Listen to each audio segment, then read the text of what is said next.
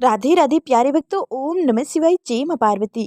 प्यारे भक्तों, आज मैं आप सभी को सुनाने जा रही हूँ मंगल प्रदोष व्रत कथा या भूम प्रदोष व्रत कथा। पूष माह के शुक्ल पक्ष की प्रदोष व्रत कथा है। हर माह के शुक्ल और कृष्ण पक्ष की त्रयोदशी तिथि को प्रदोष तिथि का व्रत किया जाता है। प्रदोष व्रत की तिथि जब मंगलवार को आती है तब इसे भूम प्रदोष व्रत के नाम से जाना जाता है।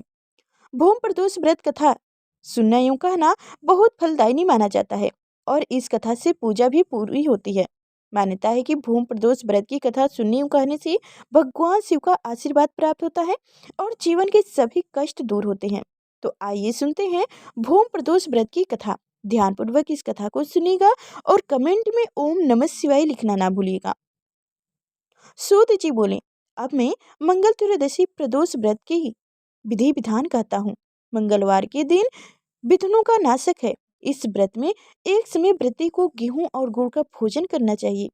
इस व्रत के करने से मनुष्य के सभी पाप एवं रोग से मुक्ति हो जाती है। इसमें किसी प्रकार का संन्यास नहीं है। अब मैं आपको उस बुढ़िया की कथा सुनाता हूँ जिसने यह व्रत किया एवं मुझको प्राप्त हुई। अत्यंत प्राचीन काल की घटना है। एक नगर में एक बुढ़िया रहती थी। उनके मंगलिया नाम का एक पुत्र था। बुढ़िया को हनुमान जी पर बड़ी श्रद्धा थी। वह प्रत्येक मंगलवार को हनुमान जी का व्रत रखकर यथाविधि उनका भोग लगाती थी। इसके अलावा मंगलवार को एक ना तो घर लीपती थी और ना ही मिट्टी खोदती थी। इसी प्रकार से व्रत रखते हुए जब उसे काफी दिन बीत गए तो हनुमान जी ने सोचा कि चलो आज इस बुढ़िया की श्रद्धा की परीक्षा करें। उस साधु का बने वेश बनाकर उसके द्वार पर जा पहुंचे और पुकारे, है कोई हनुमान का भक्त जो हमारी इच्छा पूरी करे। बुढ़िया ने यह पुकार सुनी तो वह बाहर आई और महाराज क्या आज्ञा है। साधु वेश धरी हनुमान जी बोले कि मैं बहुत भूखा हूँ, भोजन कराओगी तो थोड़ी सी जमीन लीप दे। बुढ़िया बड़ी दुविधा में पड़ गई। अंत में हाथ जोड़कर प्रार्थना की, हे महाराज, लीपनी और मिट्टी खोदने के अतिरिक्त जो काम आप कहें वही मैं करने को तैयार हूँ। साधु ने उस बुढ़िया से 3 बार परीक्षा लेकर कहने लगे कि तुम जो मैं कहूँगा वह तुम करोगी ना। ऐसे 3 बार कहें और बुढ़िया ऐसे ही 3 बार हाँ कर दी। तो अपने बेटों को बुलाओ, मैं उसे औधा लिटाकर उसकी पीठ पर आग जलाकर भोजन बनाऊंगा। बुढ़िया ने सुना तो पैरों के तले की धरती खिसक गई, मगर वह वचन हार चुकी थी। उसने मंगलिया को पुकार कर साधु महाराज के हवाले कर दिया, मगर साधु ऐसे ही मानने वाले ना थे। उन्होंने बुढ़िया के हाथों से ही मंगलिया के औधा लिटाकर उसकी पीठ पर आग जलवाई। आग जलाकर दुखी मन से बुढ़िया अपने घर के अंदर जा घुसी। साधु जब भोजन को बना लिए तो कहा कि वह मंगलिया को पुकारे ताकि वह भी भोजन का भोग लगा ले। बुढ़िया के आंखों में आंसू भर गए। उसने कहने लगे कि अब उसका नाम लेकर मेरे हृदय को और ना दुखाओ। लेकिन साधु महाराज ना माने। बुढ़िया को भोजन के लिए मंगलिया को पुकारना पड़ा। पुकारने की ही देर थी कि मंगलिया बाहर से हंसता हुआ घर में दौड़ आया। मंगलिया को जीता जागते देखकर बुढ़िया की खुशी की ठिकाना ना रही। वह साधु महाराज के चरणों में गिर पड़ी। साधु महाराज ने उसे अपने असली रूप में दर्शन दिए। हनुमान जी को अपने आंगन में देखकर बुढ़िया को लगा कि जीवन सफल हो गया। सच में जीवन सफल हो गया। जय हो हनुमान जी, जय शिव शंकर। प्यारे भक्तों, ये थी मंगल प्रदोष व्रत कथा। अब हम आप सभी को सुनाने जा रही हूँ प्रदोष व्रत कथा। प्राचीन काल में एक गरीब पुजारी हुआ करता था। उस पुजारी के मृत्यु के बाद उसकी विधवा पत्नी अपने पालन पोषण के लिए पुत्र को साथ लेकर भिक्षा मांगती हुई शाम तक वह घर वापस आती थी।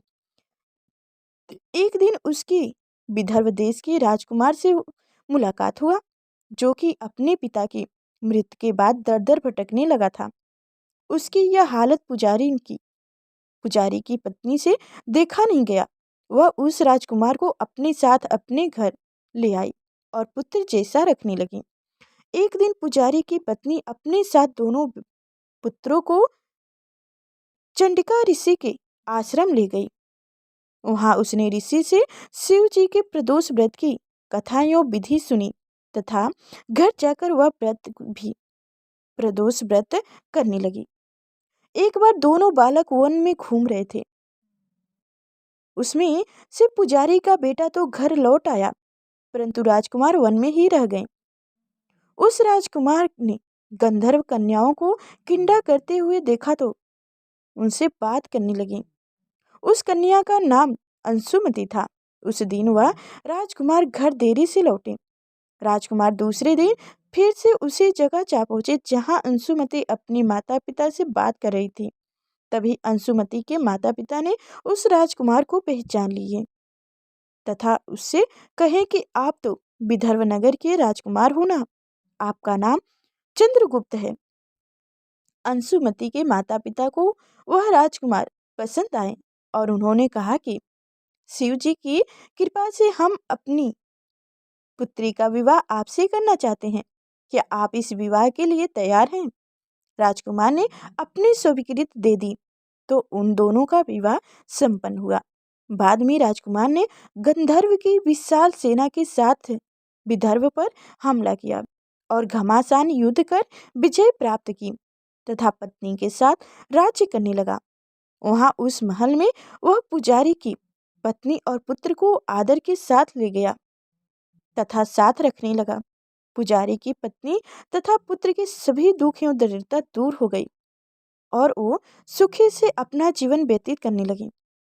एक दिन अंशुमति ने राजकुमार से इन सभी बातों के पीछे का कारण और रहस्य पूछा। तब राजकुमार ने अंशुमति को अपने जीवन की पूरी बात बताई और साथ ही प्रदोष व्रत का महत्व और व्रत से प्राप्त फल से भी आग्रह कराया। उसी दिन से प्रदोष व्रत की प्रतिष्ठित एवं महत्व बढ़ गया तथा मान्यताओं के अनुसार लोग यह व्रत करने लगे। कई जगहों पर अपनी श्रद्धा के अनुसार स्त्री पुरुष दोनों ही यह व्रत करते हैं।